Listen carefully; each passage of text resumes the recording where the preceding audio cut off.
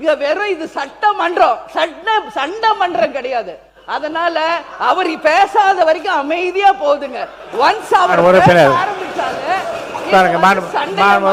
பேசியது போதுமா? தயவு செஞ்சு நீங்க அனுமதி தராதீங்க.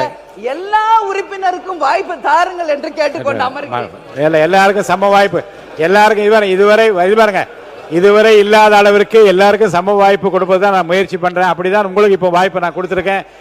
பதில் உரையில் நீங்க பாருங்க, நீங்க இந்த பட்டியலில் உங்க பேர் இருந்தும் கூட நீங்க பேச விரும்பிய காரணம் இதை அனுமதித்திருக்கிறேன். நல்ல கருத்தை சொன்னீர்கள். சட்டசபையில் எல்லா உறுப்பினர்களும் சரியாக தான் பேசிட்டு இருக்காங்க. இவன் ஒருத்தரால தான் ஒட்டுமொத்தமான சட்டசபைக்கே பிரச்சனை. இவன் வேணாம், நமக்கு வேணவே வேணாம்னே, இவனை உள்ளே விட்டிங்கன்னா நமக்கு பல இதை எதிர் இழக்க வேண்டியிருக்குங்கிற மாதிரி அவங்க பேசியிருக்காங்க. அது பேசுனது முக்கியம் கிடையாது.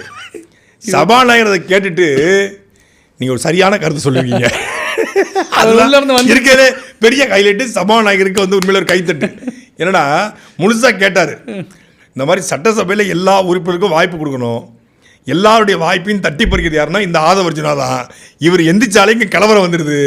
இவர் எந்த கேள்வி கேட்டாலும் அவர் ஒரு பதில் சொல்லுவார். அந்த கேள்விக்கான பதிலாக இருக்காது. அது அவர் நான் படிச்சுட்டு வந்துட்டேன்.